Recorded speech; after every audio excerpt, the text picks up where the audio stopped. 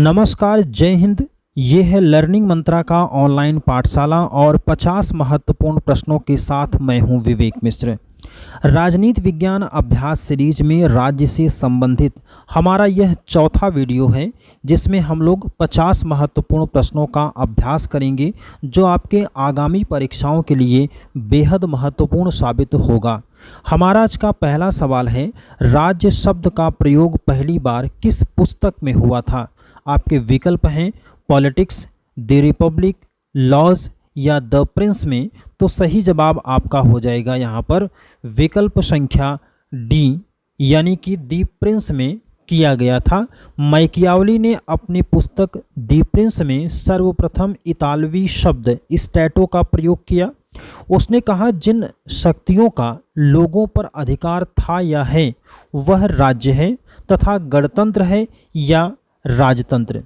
बोंदा ने राज्य शब्द के लिए रिपब्लिक शब्द का प्रयोग किया और हॉब्स ने कॉमनवेल्थ शब्द का प्रयोग किया। तो यहाँ पर आपको दो अलग सवाल भी मिल सकते हैं।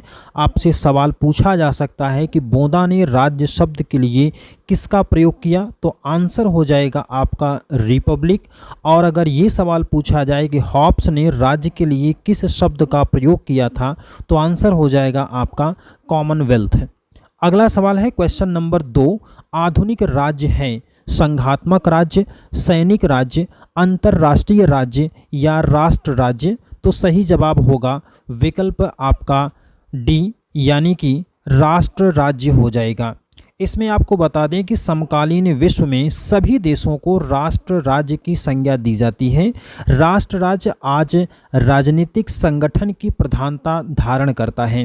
शब्द राष्ट्र राज्य का संबंध किसी राज्य विशेष से नहीं होता है, बल्कि यह राज्य और जनता के बीच विशेष संबंध का एक परिचायक है।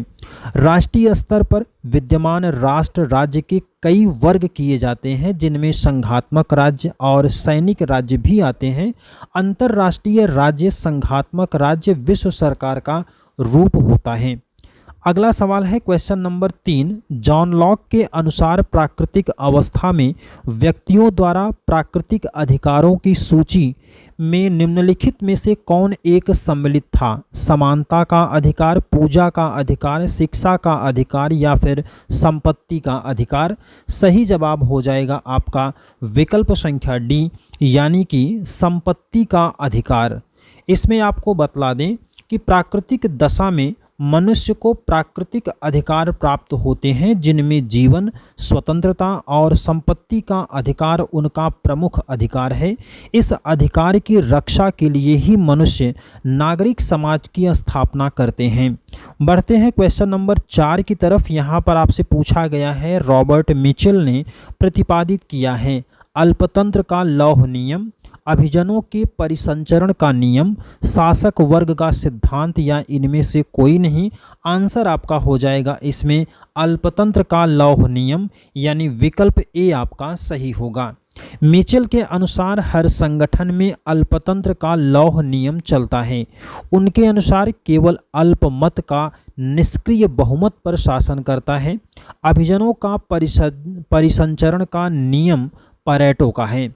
यहाँ पर ध्यान रखना है कि अभिजनों का परिसंचरण नियम ये पैरेटो का है। शासक वर्ग का सिद्धांत जो है वो मोस्का का है।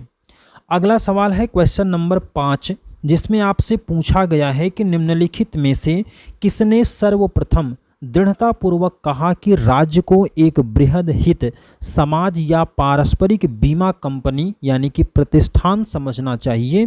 सही जवाब आपका इसमें हो जाएगा विकल्प संख्या सी, यानी कि स्पेंसर आपका सही जवाब होगा। स्पेंसर की राय में राज्य एक बीमा कंपनी जैसी एक संस्था है, जिसका उद्देश्य पारस्परिक सुरक्षा है। ग्रीन के अनुसार राज्य का आधार इच्छा है, शक्ति नहीं। और बेंथम जो है वह एक उपयोगितावादी विचारक है। क्वेश्चन नंबर 6 में है, निम्नलिखित में से कौन बहुलवाद को भविष्य की भविष्यवाणी मानता है? आपके विकल्प हैं लास्की, मेटलैंड, मिस फॉलेट या बार्कर। सही जवाब आपका होगा मिस फॉलेट, विकल्प सी। मिस फॉलेट की एक पुस्तक भी है द न्यू स्टेट, इसको आप ध्यान रखेंगे। अगला सवाल है question number 7, beyond the welfare state के लेखक हैं Robert Nozick, D.L. Hobman, Gunnar Myrdal या जॉन गुंटर। तो आपका इसमें सही जवाब होगा विकल्प संख्या बी यानी कि D.L. Hobman. Beyond the welfare state और दी वेलफेयर स्टेट ये दोनों पुस्तकों के रचनाकार हैं हॉबमैन, और एसेज ऑन वेलफेयर स्टेट ये किताब है टिटमस की रचना। अगला सवाल है क्वेश्चन नंबर 8, जिसमें आपको 2 सूचियां दिया गया है। एक तरफ आपको दार्शनिकों के नाम हैं और दूसरी तरफ राज्य संबंधी धारणा को बताया गया है। तो यहाँ पर आपको मैच करवाने के लिए दिया गया है। मैच करवाने के बाद आप जब मिलाएंगे तो विधिक धारणा का संबंध जो है वो है बेंथम से। तो बेंथम से क्या हो जाएगा, विधिक धारणा, यानी कि बी का 1 आप मैच करवाएंगे। उसके बाद शक्ति धारणा जो है वो है संबंधित मैकियावली से। शक्ति धारणा किससे है, डी का 2 हो जाएगा। इसके बाद यांत्रिक धारणा जो है वो संबंधित है जॉन लॉक से, तो यांत्रिक धारणा सी का 3 हो जाएगा। और उसके बाद नैतिक धारणा है जिसका संबंध हीगल से हो जाएगा। तो इस तरह से आपका जो सही जवाब हो जाएगा कूट की सहायता से, उसमें आपको विकल्प संख्या सी में देखने को मिल जाएगा 4132। सी में 4132 आपका सही जवाब हो जाएगा। ऐसे में आपको अलग अलग सवाल भी पूछा जा सकता है कि विधिक धारणा से कौन संबंधित है, बेंथम लगाएंगे। शक्ति धारणा से मैकियावली है, यांत्रिक धारणा से जॉन लॉक है और नैतिक धारणा से हीगल है। क्वेश्चन नंबर 9 में है, समस्त संस्थाओं की क्रियात्मक आलोचना के रूप में राज्य निश्चय ही शक्ति है, यह कथन किसका है। विकल्प आपके हैं ओपेनहाइम, हॉबहाउस, गुम्प्लोबिस और बोसांके। तो सही जवाब हो जाएगा आपका विकल्प बी, यानी कि हॉबहाउस का संबंध है इस कथन से। इन्होंने कहा था कि समस्त संस्थाओं की क्रियात्मक आलोचना के रूप में राज्य निश्चय ही शक्ति है। अगला सवाल है क्वेश्चन नंबर 10। यहाँ पर आपको पुस्तक और उसके राइटर के नाम दिए गए हैं और आपसे कहा गया है कि कौन सुमेलित नहीं है। तो यहाँ पर आपको हॉट इज मार्क्सिज्म कॉटस्की को दिया है, ये आपका गलत जवाब होगा, ये मैच नहीं करता है। कॉटस्की की पुस्तक का नाम है the class struggle, terrorism and communism तथा सोशलिस्ट रिवॉल्यूशन है। कम्युनिज्म पुस्तक लास्की की है। व्हाट इज मार्क्सिज्म ये पुस्तक के लेखक हैं इमाइल बर्न। अगला सवाल है क्वेश्चन नंबर 11। यहाँ पर आपको 2 सूचियाँ दी गई हैं। सूची 1 और 2 आपको मैच करवाना है। तो मैच करवाने के बाद जो आपका सही जवाब हो जाएगा वो हो जाएगा आपका विकल्प संख्या सी 3421, यहाँ पर सही जवाब होगा। अगला सवाल है क्वेश्चन नंबर 12। लोक कल्याणकारी राज्य में सरकार क्या करती है, नागरिकों की स्वतंत्रता को प्रतिबंधित करती है, लोगों के फैशन को निश्चित करती है, व्यवसाय और व्यापार को नियंत्रित करती है, या फिर गरीबी, वृद्धावस्था और बेरोजगारी में लोगों की सहायता करती है। तो यहाँ पर आपका जवाब होगा विकल्प डी, यानी कि लोक कल्याणकारी राज्य जो है वो गरीबी, वृद्धावस्था और बेरोजगारी में लोगों की सहायता करता है। लोक कल्याणकारी राज्य का अर्थ होता है ऐसे राज्य से जो अपने नागरिकों के लिए अधिकतम सामाजिक सुविधाएं प्रदान करें। आधुनिक कल्याणकारी राज्य में व्यक्तिवाद की इस बात को मान लिया गया है कि व्यक्ति के मौलिक अधिकारों में राज्य की तरफ से कोई अनुचित हस्तक्षेप न हो। आजकल कल्याणकारी राज्य शांति, रक्षा और न्याय भी स्थापित करता है, लेकिन इसके अतिरिक्त व्यक्तिवाद की किसी अशिक्षा, निर्धनता, बीमारी, नशीली वस्तुओं के सेवन इत्यादि बुराइयों को दूर करना अपना कर्तव्य समझता है। इतना ही नहीं, यह गरीबी, वृद्धावस्था, बेरोजगारी में लोगों की सहायता करना, कल्याणकारी राज्य विवाह, छुआछूत, संपत्ति इत्यादि के संबंध में भी कानून बनाता है। अगला सवाल है क्वेश्चन नंबर 13, समाजवादी सरकार में क्या होता है। उसी से मिलता जुलता सवाल है कि समाजवादी सरकार में क्या होता है। विकल्प आपके सामने हैं, सही जवाब आप लगाएंगे तो समाजवादी देश में सरकार का काम होता है उत्पादन और वितरण के साधनों को नियंत्रित करना, यानी विकल्प आपका इसमें ए वाला सही हो जाएगा। समाजवाद व्यक्तिवाद के विरुद्ध एक तीव्र प्रतिक्रिया है। समाजवादी राज्य की प्रमुख विशेषताओं की बात करें तो पहली विशेषता होती है उत्पादन और वितरण के साधनों पर व्यक्तिगत नियंत्रण को हटाकर राज्य का नियंत्रण स्थापित करना। इसके बाद है उत्पादन की सीमा का निर्णय निजी लाभ के विचार से नहीं बल्कि सामाजिक आवश्यकता के आधार पर करना। तीसरा विशेषता है व्यक्तिगत लाभ की भावना के स्थान पर सामाजिक सेवा के सिद्धांत को स्थापित करना और आर्थिक क्षेत्र के खुले मुकाबले और मनमाने उत्पादन के स्थान पर सहयोग और निश्चित उत्पादन को स्थापित करना। अगला सवाल है क्वेश्चन नंबर 14, लोक कल्याणकारी राज्य में इसकी पूर्ति होती है राज्य हित की, व्यक्ति हित की, वर्ग हित की या जनहित की। तो आंसर आपका इसमें हो जाएगा जनहित की आपूर्ति होती है। विकल्प इसमें डी सही होगा।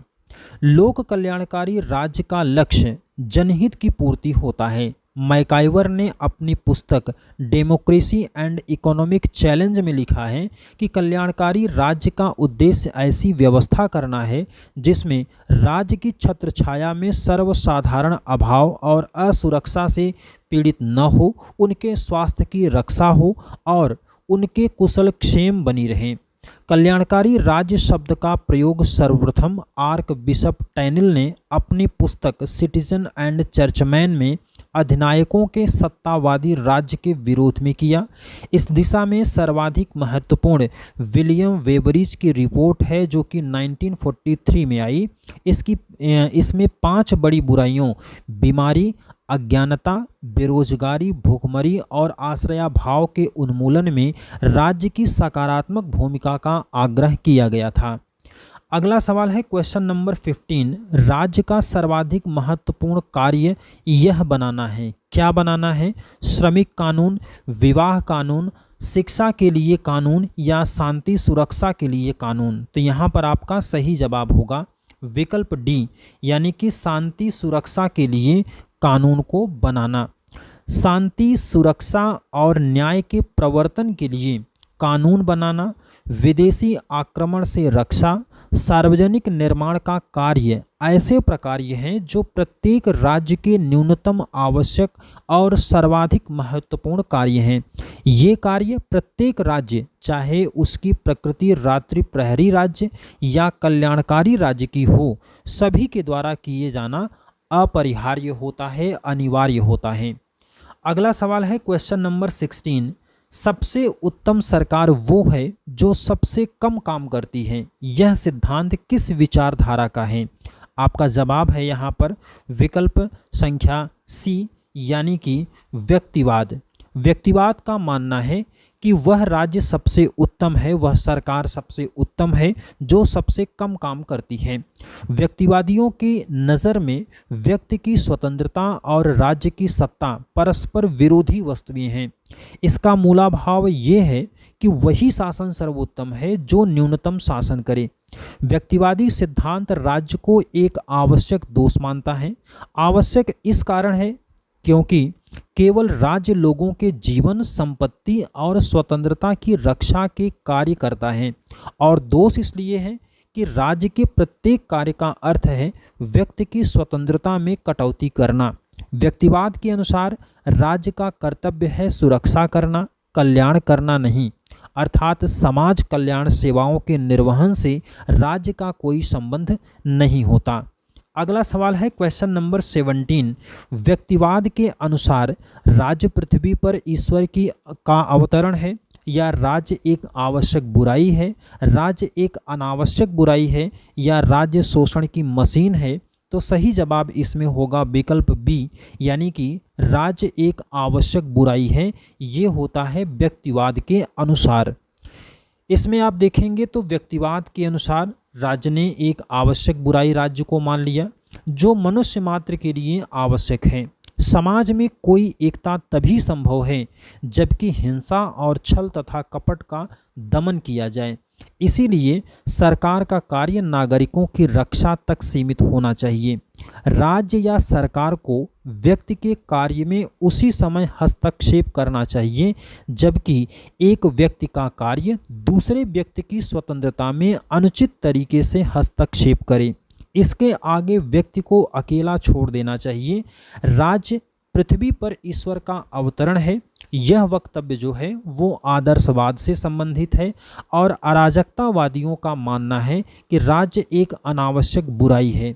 इससे संबंधित एक वीडियो में किसी में आपने कमेंट किया था कि राज्य एक आवश्यक बुराई है। उन्होंने कहा था, जिस भी दोस्त ने किया था उन्होंने कहा था अराजकतावादियों के अनुसार होगा। तो सही जवाब आपका यही है कि व्यक्तिवाद के अनुसार राज्य एक आवश्यक बुराई है और अराजकतावादियों के अनुसार राज्य एक अनावश्यक बुराई है। मार्क्सवाद के अनुसार राज्य शोषण की एक मशीन है। अगला सवाल है क्वेश्चन नंबर 18, लोक कल्याणकारी राज्य का काम क्या है? कार्य में वृद्धि, केवल अत्यावश्यक कार्य करना, कम काम करना, कुछ भी काम न करना। तो लोक कल्याणकारी राज्य जो होता है वो राज्य के कार्य में वृद्धि चाहता है, यानी कि विकल्प इसमें आपका ए वाला सही होगा। लोक कल्याणकारी राज्य का सिद्धांत जो है वो व्यक्तिवाद और समाजवाद में समन्वय स्थापित करता है। एक सवाल बहुत महत्वपूर्ण यहाँ पर पूछा जा सकता है कि लोक कल्याणकारी राज्य किन सिद्धांतों के बीच में समन्वय स्थापित करता है? तो व्यक्तिवाद और समाजवाद के बीच में। कल्याणकारी राज्य का उद्देश्य ऐसी व्यवस्था करना है जिसमें राज्य की छत्रछाया में सर्वधारण अभाव और सुरक्षा से पीड़ित न हो, इसमें स्वास्थ्य की रक्षा हो और उनकी कुशलक्षेम बनी रहे। ऐसे में लोक कल्याणकारी राज्य के कार्यों में वृद्धि का समर्थक है। रात्रि प्रहरी राज्य केवल अत्यावश्यक कार्यों को राज्य द्वारा किए जाने का पक्षधर होता है और अराजकतावाद राज्य को कुछ भी काम नहीं सौंपता है। अगला सवाल है क्वेश्चन नंबर 19, किसने कहा कि राज्य जीवन की रक्षा के लिए अस्तित्व में आता है और अच्छे जीवन की प्राप्ति के लिए बना रहता है? यहाँ पर आपको जो विकल्प दिया गया है वो है प्लेटो, अरस्तु, रूसो और टी.एच. ग्रीन। तो सही जवाब इसमें होगा आपका विकल्प संख्या बी, अरस्तु। अरस्तु का मानना है कि राज्य की स्थापना हमें जिंदा रखने के लिए होती है और जीवन को सुखी बनाने के लिए यह कायम रखा जाता है। जीवन की साधारण ज़रूरतों से राज्य का जन्म होता है और फिर अच्छे जीवन के लिए उसका अस्तित्व बना रहता है। अगला सवाल है क्वेश्चन नंबर 20, जिसमें राज्य की प्रकृति और कार्यों संबंधी उदारवादी अवधारणा का सर्वोत्तम प्रतिपादन पाया जाता है? जॉन लॉक में, बेंथम में, मॉन्टेस्क्यू में या कार्ल मार्क्स में? सही जवाब होगा आपका विकल्प ए, जॉन लॉक में। यानी कि राज्य की प्रकृति और कार्य संबंधी उदारवादी अवधारणा का सर्वोत्तम प्रतिपादन किसने किया है? जॉन लॉक ने किया है। जॉन लॉक को आपको पता होगा, ये सवाल के रूप में भी पूछा जाता है कि उदारवाद का जनक कौन है? तो आंसर आपका क्या होता है? जॉन लॉक होता है। तो जॉन लॉक जो है वो उदारवाद का जनक है। वैसे भी जितने भी आपको विकल्प दिए गए हैं, जैसे बेंथम है, कार्ल मार्क्स है, मॉन्टेस्क्यू है, इसमें अगर देखें तो बेंथम उपयोगितावादी विचारक है, कार्ल मार्क्स जो है वो मार्क्सवादी विचारक है और मॉन्टेस्क्यू को अगर देखें तो ये संविधानवाद से जुड़ा होता है। अगला सवाल है क्वेश्चन नंबर 21, योग्यतम का अस्तित्व के सिद्धांत का प्रतिपादन किसने किया है? विकल्प हैं बेंथम, जे.एस. मिल, स्पेंसर या हॉब्स। तो सही जवाब होगा विकल्प सी, इसमें स्पेंसर ने किया था। योग्यतम की विजय शब्दावली 19वीं शताब्दी के ब्रिटिश विचारक स्पेंसर का आविष्कार था। हालांकि वह डार्विन के नाम के साथ जुड़ गया है, जुड़ कर के ही वो प्रसिद्ध हो पाया। अगला सवाल है क्वेश्चन नंबर 22। यह किसने कहा कि वह सरकार सर्वोत्तम है जो सबसे कम शासन करती है? तो किस विचारधारा के लोगों का यह मानना है? तो कई बार ये सवाल आ चुका है। आंसर इसका हो जाएगा आपका विकल्प बी, व्यक्तिवादियों के अनुसार। अगला सवाल है, यह मत किसने प्रतिपादित किया कि राज्य केवल पर विषयक क्रियाओं के क्षेत्र में हस्तक्षेप कर सकता है? विकल्प आपके सामने हैं, लॉक, बेंथम, स्पेंसर, जे.एस. मिल। तो आपको पता है कि जे.एस. मिल जो है वो कहा है कि व्यक्ति के कार्यों में दो होते हैं, एक स्व विषयक यानी कि आत्म विषयक और दूसरा होता है पर विषयक। राज्य जो है वो पर विषयक कार्यों में हस्तक्षेप कर सकता है, लेकिन आत्म विषयक यानी कि स्व विषयक कार्यों में राज्य को हस्तक्षेप नहीं करना चाहिए, ये कहना है जे.एस. मिल का। तो विकल्प आपका इसमें डी वाला होगा। क्वेश्चन नंबर 24 में है, आधुनिक राज्य को कैसा राज्य माना जाता है? एक पुलिस राज्य, एक शोषक राज्य, एक लोक कल्याणकारी राज्य या एक बहुलवादी राज्य? तो वर्तमान का जो राज्य है, आधुनिक राज्य, वो है एक लोक कल्याणकारी राज्य, यानी कि विकल्प इसमें आपका सी वाला सही होगा। अगला सवाल है क्वेश्चन नंबर 25। निम्नलिखित में से कौन सा कार्य लोक कल्याणकारी राज्य का नहीं है? विकल्प आपके दिए गए हैं, सभी नागरिकों के लिए न्यूनतम जीवन स्तर की स्थापना करना, दुर्बल वर्गों की अवस्था को सुधारना, श्रमिक संघ आंदोलन को प्रोत्साहन देना या प्राकृतिक विपदा के समय सहायता देना। तो सही जवाब आपका होगा विकल्प संख्या सी, यानी कि श्रमिक संघ आंदोलन को प्रोत्साहन देना। अगला सवाल है क्वेश्चन नंबर 26। लोक कल्याणकारी राज्य के विचार के उद्भव के मूल में क्या बात थी? विकल्प आपके दिए गए हैं, पूंजीवादी देशों की सदस्यता, पूंजी का प्राचुर्य, आर्थिक मंदी या लाल भीति। तो इसमें आपका जो सही जवाब हो जाएगा वो हो जाएगा विकल्प संख्या सी, यानी कि आर्थिक मंदी। आर्थिक मंदी के प्रमुख कारणों में एक कारण पूंजीवादी शोषणकारी व्यवस्था भी है और इस व्यवस्था को हटाने के लिए लोक कल्याणकारी राज्य को बढ़ावा दिया गया। अगला सवाल है क्वेश्चन नंबर 27। रक्त संबंध से समाज का निर्माण होता है और समाज राज्य को जन्म देता है। राज्य की उद्भव विषयक यह मान्यता किसकी है? विकल्प आपके दिए गए हैं, मैकाइवर, ग्राहम वॉलास, स्टीफन लीकॉक या सोरोकिन। तो सही जवाब होगा आपका विकल्प ए, यानी कि मैकाइवर का। मैकाइवर ने राज्य की उत्पत्ति के विकासवादी सिद्धांत में रक्त संबंध के महत्व को इस कथन से स्पष्ट किया है, रक्त संबंध से परिवार, परिवार से कुटुंब, कुटुंब से समाज और समाज से वृहद समुदाय अर्थात राज्य का विकास होता है। वह विकासवादी सिद्धांत को राज्य निर्मित नहीं विकास का फल मानते हैं। अगला सवाल है क्वेश्चन नंबर 28। राज्य की उत्पत्ति का कौन सा सिद्धांत सर्वमान्य सिद्धांत है? बहुत आसान सा सवाल है, कई बार आपसे पूछा गया है। सही जवाब इसका हो जाएगा आपका विकल्प संख्या डी, यानी कि विकासवादी सिद्धांत। अगला सवाल है क्वेश्चन नंबर 29। राज्य के कार्यों से संबंधित एकलवादी सिद्धांत निम्नलिखित में से किस सिद्धांत पर आधारित है? आपके विकल्प हैं यहाँ पर, व्यक्ति और राज्य एक दूसरे के लिए बने हैं, व्यक्ति राज्य के लिए है, राज्य व्यक्ति के लिए है, या व्यक्ति और राज्य एक दूसरे के विरुद्ध हैं। तो सही जवाब होगा विकल्प बी, यानी कि व्यक्ति राज्य के लिए हैं। एक बार फिर से समझते हैं, राज्य के कार्यों से संबंधित एकलवादी सिद्धांत इस सिद्धांत पर आधारित है कि व्यक्ति राज्य के लिए हैं। एकलवादी सिद्धांत संप्रभु के कानूनी प्रश्न पर अधिक बल देता है, उसके अनुसार व्यक्ति राज्य के लिए है, जबकि बहुलवाद राज्य को व्यक्ति के लिए मानते हैं। अगला सवाल है क्वेश्चन नंबर 30। आधुनिक राज्य है किस प्रकार का? तो आंसर आपको मिल गया होगा। इसका सही जवाब क्या हो जाएगा? राष्ट्र राज्य के रूप में। आंसर इसका ए सही होगा। अगला सवाल है क्वेश्चन नंबर 31। निम्नलिखित में से कौन सा एक राज्य नहीं है? साइप्रस, माल्टा, श्रीलंका या त्रिपुरा? तो त्रिपुरा आप जानते हैं कि भारत का एक संघ इकाई है, संघ की एक इकाई है त्रिपुरा, क्योंकि इसके पास कोई भी संप्रभु शक्ति नहीं है, इसलिए राज्य नहीं होगा त्रिपुरा।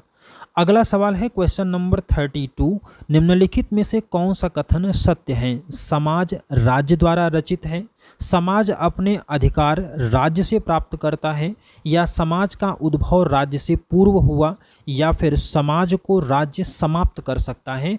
तो आंसर इसमें हो जाएगा आपका विकल्प सी, यानी कि समाज का उद्भव जो है वो राज्य से पहले हो गया था। अगला सवाल है क्वेश्चन नंबर 33, जिसमें पूछा गया है कि राज्य अपने आप में एक साध्य है। यह कथन है प्राचीन यूनानी विचारकों का, व्यक्तिवादी विचारकों का, मार्क्सवादी विचारकों का, या फिर समाजवादी विचारकों का? तो सही जवाब आपका हो जाएगा विकल्प ए, यानी कि प्राचीन यूनानी विचारकों का। अगला सवाल है क्वेश्चन नंबर 34, निम्नलिखित में से कौन सा सही नहीं है? राज्य समुदायों का समुदाय है, राज्य क्षेत्रीय अभिव्यक्ति है, राज्य एक मुक्त संस्था है, या राज्य नष्ट होने वाली संस्था है? तो आंसर आपका हो जाएगा राज्य नष्ट होने वाली संस्था है। विकल्प संख्या यहाँ पर आपका डी सही होगा। अगले सवाल में है नगर राज्य शब्द जुड़ा है प्राचीन मिस्र से, प्राचीन ग्रीस यानी यूनान से, प्राचीन चीन से, या प्राचीन भारत से? सही जवाब हो जाएगा विकल्प बी, प्राचीन ग्रीस या यूनान से। आपको पता है कि नगर राज्य शब्द प्राचीन यूनान से जुड़ा है। यूनान के लोग अपने नगर राज्यों के लिए पोलिस POLIS शब्द का प्रयोग करते थे। अगला सवाल है राज्य में होते हैं कितने तत्व? 4 तत्व होते हैं राज्य में। राज्य एक आवश्यक बुराई है, यह कथन किस विचारधारा के लोगों का मानना है? तो आंसर होगा ए, व्यक्तिवादियों के अनुसार। क्वेश्चन नंबर 38 में है राज्य पृथ्वी पर ईश्वर का अवतरण है, यह कथन किसका है? तो ये कथन है आदर्शवादी विचारधारा से। हीगल जो है वो एक आदर्शवादी विचारक है, उसी ने कहा था कि राज्य पृथ्वी पर ईश्वर का अवतरण है, और ऐसा विचार व्यक्त कर उसने राज्य को सर्वसत्ता संपन्न स्वरूप की परिकल्पना को उजागर किया। अगला सवाल क्वेश्चन नंबर 39, राज्य परिवार का संवर्धन है, यह कथन किसका है? तो आंसर होगा आपका बी, अरस्तु। क्वेश्चन नंबर 40 में है एक राज्य है एक सांस्कृतिक संघ, एक परोपकारी संघ, एक नैतिक संघ, या एक आवश्यक संघ? तो सही जवाब आपका हो जाएगा यहाँ पर विकल्प संख्या डी, यानी कि एक आवश्यक संघ। अगला सवाल है क्वेश्चन नंबर 41, लोकप्रिय संप्रभुता की अवधारणा किसने निर्मित किया है? और यहाँ पर आपके जो विकल्प दिए गए हैं वो है रूसो, लॉक, हॉब्स, या फिर ऑस्टिन? तो सही जवाब होगा आपका विकल्प ए, यानी कि रूसो ने लोकप्रिय संप्रभुता को प्रतिपादित किया है। लोकप्रिय संप्रभुता का सर्वश्रेष्ठ प्रवर्तक जो है वो फ्रांस के विचारक रूसो को ही माना जाता है। उसकी एक पुस्तक है सोशल कॉन्ट्रैक्ट, उसमें उसने कहा था कि संप्रभुता किसी व्यक्ति विशेष या व्यक्ति समूह की शक्ति नहीं बल्कि संपूर्ण समाज की एक इच्छा होती है। अगला सवाल है क्वेश्चन नंबर 42, बहुलवाद एक प्रतिक्रिया है हीगल के विचारों के विरुद्ध, लॉस्की के विचारों के विरुद्ध, ग्रीन के विचारों के विरुद्ध, या बेंथम के विचारों के विरुद्ध? सही जवाब आपका होगा विकल्प ए, यानी कि हीगल के विचारों के विरुद्ध। अगला सवाल है क्वेश्चन नंबर 43, निम्नलिखित में से बहुलवादी विचारक कौन नहीं था? आपके विकल्प हैं ए, लॉस्की, बी, डिग्वी, सी, ई, बार्कर, और डी है ग्रोसियस। तो विकल्प आपका डी सही होगा, यानी कि ग्रोसियस। ग्रोसियस बहुलवादी विचारक नहीं था और ग्रोसियस ने बाह्य संप्रभुता का प्रतिपादन किया। इसकी पुस्तक का नाम है the law of war and peace. अगला सवाल है क्वेश्चन नंबर 44, बोंदा के अनुसार प्रभुसत्ताधारी छीन नहीं सकता है स्वतंत्रता, समानता, क्रांति का अधिकार, या फिर संपत्ति? सही जवाब होगा आपका यहाँ पर विकल्प डी, यानी कि संपत्ति। यह सवाल भी कई बार रिपीट हो रहा है, ध्यान रखिएगा। अगला सवाल जो है वो है क्वेश्चन नंबर 45, डाइसी के अनुसार राजनीतिक प्रभुसत्ता निहित है संसद में, जनता में, निर्वाचक वर्ग में, या जनमत में? तो सही जवाब होगा विकल्प बी, जनमत में। अगला सवाल है क्वेश्चन नंबर 46। इसमें आपको थोड़ी सी बातें मैं बता दूं कि जो डाइसी है उसने कानूनी और राजनीतिक संप्रभुता में भेद करते हुए कहा कि विधिवेत्ता जिस प्रभुसत्ताधारी को मान्यता देता है उसके पीछे एक दूसरा प्रभुसत्ताधारी रहता है जिसके सामने कानूनी प्रभुसत्ताधारी को झुकना पड़ता है। यदि कानूनी संप्रभुता संसद हो तो राजनीतिक संप्रभुता सर्वसाधारण होगा। क्वेश्चन नंबर 46 में दिया है कि राज्य की उत्पत्ति के बारे में किस सिद्धांत को गैर ऐतिहासिक कहा गया? सामाजिक समझौता सिद्धांत, दैवीय उत्पत्ति सिद्धांत, ऐतिहासिक सिद्धांत या फिर शक्ति सिद्धांत? तो सही जवाब आपका हो जाएगा इसमें विकल्प ए, सामाजिक समझौता सिद्धांत। यानी कि सामाजिक समझौता सिद्धांत जो है उसको गैर ऐतिहासिक कहा गया है। सामाजिक समझौता का सिद्धांत ऐतिहासिकता के आधार पर असत्य सिद्ध होता है। आदिम मनुष्यों द्वारा संविदा से राजनीतिक समाज की स्थापना की गई हो ऐसा प्रमाण नहीं मिलता। ऐसा विचार आदिम मनुष्यों के विचार से परे का है। कोई भी संविदा सभ्य सामाजिक जीवन में ही संभव हो पाता है। इसलिए जो सामाजिक समझौता सिद्धांत है उसको गैर ऐतिहासिक कहा जाता है। अगला सवाल है क्वेश्चन नंबर 47। लास्की की कल्याणकारी राज्य की अवधारणा समीप है किसके? गांधीवाद के, फेबियनवाद के, उपयोगितावाद के या फिर मार्क्सवाद के? तो सही जवाब होगा विकल्प बी, यानी कि फेबियनवाद के समीप है। लास्की का कल्याणकारी राज्य की अवधारणा का विचार फेबियन समाज की ओर झुकता है और समाजवाद की स्थापना में राज्य के महत्वपूर्ण योगदान को स्वीकार करता है। अगला सवाल है क्वेश्चन नंबर 48। यह राय किसकी थी कि प्रभुसत्ताधारी पर कोई रुकावट नहीं है? और विकल्प आपको दिया गया है बोंदा, लास्की, ऑस्टिन या लॉक।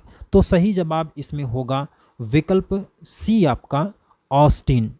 ऑस्टिन और बोंदा दोनों ने ही निरंकुश और सर्वोच्च प्रभुसत्ता की अवधारणा का प्रतिपादन किया है, लेकिन बोंदा जो है वो संप्रभुता के ऊपर दैवी कानून, संवैधानिक प्रावधान, राष्ट्रों के कानून और नागरिकों की निजी संपत्ति आदि बंधन आरोपित करता है, जबकि ऑस्टिन की संप्रभुता सत्ता के ऊपर कोई प्रतिबंध नहीं होता।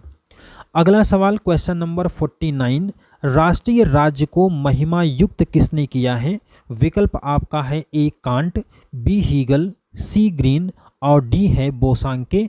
तो सही जवाब आपका होगा इसमें विकल्प संख्या आपका इसमें सही हो जाएगा हीगल, यानी कि विकल्प बी आपका सही होगा। हीगल जो है वो राष्ट्रीय राज्य का समर्थन करते हुए उसे मानव संगठन का सर्वोच्च रूप मानता है। वह किसी भी अंतर्राष्ट्रीय अथवा विश्वव्यापी संगठन के राष्ट्रीय राज्य के ऊपर होने की कल्पना नहीं करता। अगला और आज की इस अभ्यास सीरीज का आखिरी सवाल है हमारा, प्रभुसत्ता के विचार को राजनीति सिद्धांत में से निकाल देना चाहिए, यह कथन किसका है? तो आंसर इसमें दिया गया है बारकर, क्रैब, लास्की या टी.एच. ग्रीन। तो सही जवाब होगा आपका विकल्प संख्या बी, यानी कि क्रैब। बहुलवादी ह्यूगो क्रैब ने राज्य की प्रभुसत्ता की अवधारणा को अस्वीकार कर दिया है। क्रैब के अनुसार राज्य को अस्तित्व में लाने का श्रेय कानून को है, प्रभुसत्ता केवल कानून में निहित होती है। तो इस तरह से आपने देख लिया है कि ये 50 महत्वपूर्ण सवाल, और इसमें जो हम लोग अब आगे की चर्चा करेंगे, एक वीडियो आपको राज्य पर आधारित और मिलेगा जिसमें कुल प्रश्नों की संख्या जो होगी वो 72 होगी। तो इस तरीके से अगर देखें तो तकरीबन हम लोगों ने 220 सवालों का अभ्यास कर लिया है। और इसके बाद हम लोग आपसे ये राय के रूप में मैं पूछ रहा हूँ कि अगर आपको लगे तो राज्य से संबंधित जितने भी 300 साढ़े 300 सवाल बनेंगे वो सभी एक वीडियो में फटाफट अंदाज में बिना उसकी व्याख्या को बताए हुए केवल क्वेश्चन और आंसर करवा दें। अगर आप इस बात से सहमत हैं तो आप कमेंट हमको ज़रूर करिएगा, और अगर नहीं आपको समझ में आता है कि इस तरीके से करना कोई आवश्यक नहीं है तो आप हमें ये भी बता दीजिएगा, ताकि हम लोग अब नेक्स्ट टॉपिक यानी कि संप्रभुता की शुरुआत कर लें। और अगर आपको लगता है कि एक साथ फिर से राज्य के सभी सवालों को रिवाइज कर लें फटाफट अंदाज में, तो हमको कमेंट करके आप ज़रूर बताइएगा। अगले वीडियो में यानी कि राज्य से संबंधित आखिरी पार्ट में हमारी आपके फिर से मुलाकात होगी। तब तक के लिए जय हिंद, वंदे मातरम।